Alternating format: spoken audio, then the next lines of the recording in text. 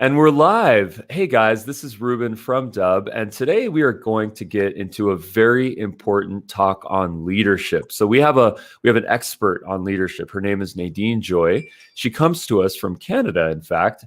And some of the topics that we're going to get into today are authentic leadership, clear communication, being transparent, being empathetic, really making a connection with our team members here. So Nadine, if you could start with a short bio, and then let's get into this topic. Of course. Thank you so much. So my name is Nadine Joy, and I'm a CEO of my global consulting company here in Canada called Nadine Joy Consulting Incorporated. And I've been in business now for over a decade and have worked with clients and businesses and leaders pretty much in every country of the world. And what I do is help them to, bring together people, help them get on stuck, help them to deal, learn how to untap the potential that's inside of them, because we all have, there's no matter what level we're at. And again, when I say leaders, I mean anybody. It doesn't mean that you're a CEO or a president of the United States. You can be a teacher, you can be, somebody working at a grocery store. We're all leaders, and we all have the ability to impact lives. And what would you say the paradigm shift from a leader's perspective is in this day and age? What's the shift? What's the change? Yeah, I think it's going like what's going on in our society right now, in our world, is, people have had time now to sit back and think about, what truly matters, what's most important now, and how can I live my life, moving forward from this day forward with more meaningful purpose.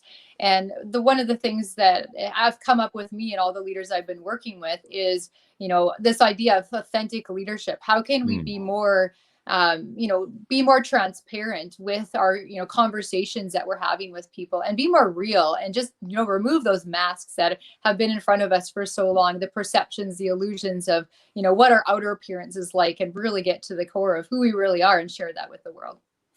Yeah, I think of fear a lot when I think of leadership, in terms of what some of the challenges that people face are. And when I think of the outcome of fear with respect to leadership, I think of things like micromanagement, lack of trust, not having an accountability system, not having protocols or processes. And it's amazing because when you think about that from an accountability perspective, who truly takes accountability when there are failures? Is it the leader? Is it the person on the team? Is it everyone? I believe in this idea of extreme ownership or extreme accountability. In fact, there's I think a best-selling book on that. And what is your take on accountability from a leader's perspective? At what point is it our fault? And at what point is it not our fault? I don't even like to say, but the blame, like, don't even go there, right? Don't play the blame game. Don't play the blame game, right? Because I think it's, we all have ownership in every situation we're in. We all play a part in that. And I think it's about, being transparent and being open, with the expectations, with the things that are going on, being real, being honest, and really, if there is something that you have done wrong, or you have, made a mistake at, own up to it, right? We're all human. There's nobody that's perfect. There's this idea of a perception of perfectionism around leaders right now, that they have to be perfect. And it's like, people that are working for your organizations do not expect you to be perfect. They expect you to be real, right? And when you're real, it allows your employees to also be real. So I would just say, let's just be real in whatever situation that comes up, no matter what it is. And, allow ourselves to step into that role as leaders, as role models in society. Yeah, very interesting. I think of this idea of how to create an authentic relationship, how to create rapport with someone on a team. How are some ways that we can break some of the barriers that might exist between a leader, a subordinate, between team members? How can we connect better? Yeah, and I could literally talk about this for days. There's so many things, but I'll try and touch on a few things that, I've found in my journey of working with leaders for so long. One of the things I would say it's really important is being able to adapt as a leader, and adapt your communication style with those on your team, because we have every organization has such a wide array of personality styles. And as a leader, it's very important to identify, what personality types, of people you have, working for your organization, and what are the words you can use, because with every personality type, there's words. For example, somebody might say, I hear you, right? And when they say I hear you, that means they're audible. So that means, communication style with them would mean, let's sit down and have a talk. Somebody else might say, okay, I really, want to learn more. So they might be more of a, I feel you, right? So they might be more of a type of, that type of a personality where they would, really want to go into emotional things. And somebody else might be, I see you, right? So they might need to see visuals when you're going through communication style. So, and certain words that you use, asking questions using the word how can I help you?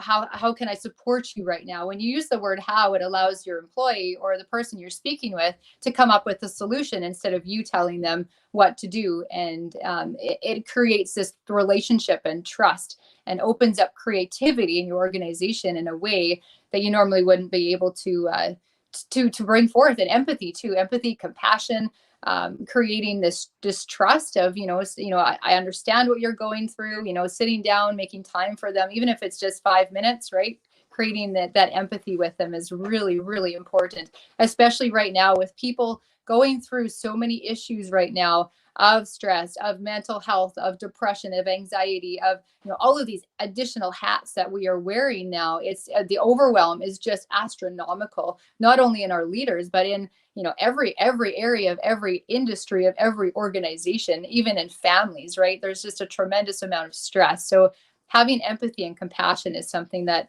is extremely important as a leader to foster that trust.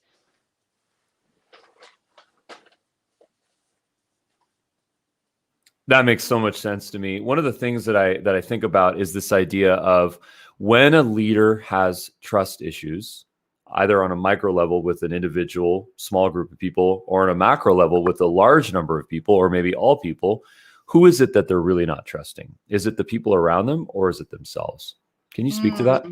Yeah, of course. So I believe there's people that come across our paths for a reason. And I believe that everybody who comes across our path is a mirror to us and what's actually going on inside of us. So what you see, or the things that are, and I'm going to use the word trigger, but the things that you create, and you notice inside your body, like a physiological response to something somebody has said to you or a situation, is always mirroring back to you something inside of you that you haven't dealt with. And again, whether that's transformation, whether that's healing, whether that's, going deep to see exactly what that looks like. Anytime we're triggered is always, always, always like a red flag for us to go deeper in ourselves and really look at, hey, why is this affecting me? Because things that don't affect you are things that, there's not an emotional response or something, an emotion from some other event in your past that you've repressed. And as leaders, there's so many things that we repress because we're so busy. We don't have time to deal with it. But I just wanted to make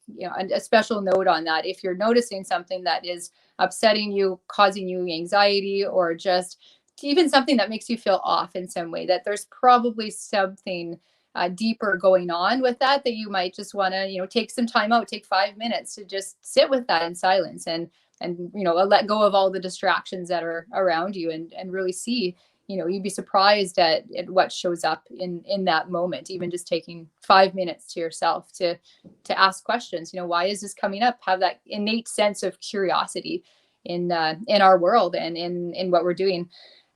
Another thing too is transparency. So the American Management Association did a survey, and I just want to say this really quick. This just absolutely blew me away when I read this. So more than a third of senior managers, executives, and employees of their organizations said they hardly ever knew what was going on in their organizations. So this is where the issue of transparency comes in to play, and how important it is for us as leaders, as CEOs, as managers of organizations, to speak openly to your employees about the things that are going on in your organization and your company, the opportunities, the challenges you're facing, whatever that is, making sure that you're, no matter what level, your employees understand, your management team, your board of directors understand what the company, where they're at, what's going on, the challenges, and also where they're going. What is the purpose of what we're doing this project for, long term, short term, and just being really transparent in the process. It can change your organization, that alone. So important. When I think of transparency, sometimes I think of compensation structures and bonus structures. One of the challenges that I've gone through in many eras of my life is not having a team, a company that's aligned to a common goal. It could be revenue, it could be growth, it could be adoption, it could be more usage, retention. The thing that I always get hung up on is that each person in an organization does different things. Some folks are more involved in branding, and some folks are more involved in operations and training and finance, and the list goes on. How can we do a better job to keep our teams aligned and be transparent about real effective compensation plans? Yeah, I think that that's a great point to make on that. And I think there's something, even just asking for feedback. And I know it sounds like something so simple, right? But asking for feedback to the employees as to what it is that they're looking for, what they need, what they want, what really is going on inside their mind, so that the leaders can understand better from their perspective, right? It's putting ourselves sometimes outside of our perspective as a leader, looking down and go into their world and see where they're coming from.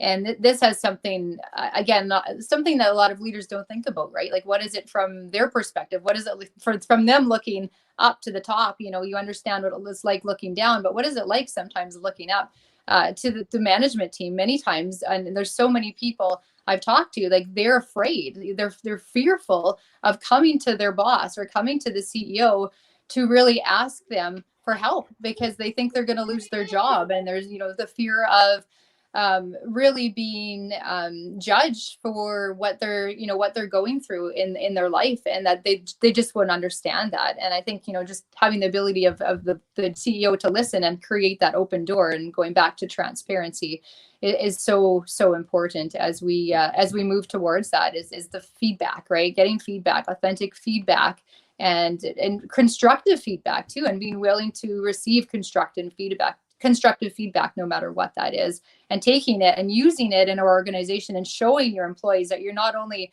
a leader who will listen to the information, listen to the feedback, but you're also going to take action, and you're going to apply it. Because if you don't apply it, there's what's the point of even asking for feedback? And you're going to lose your employees, you're going to lose the trust from them. Well, you said it right, that taking action. In fact, this online summit is called Action because it's all about being actionable and doing the work and putting in the time.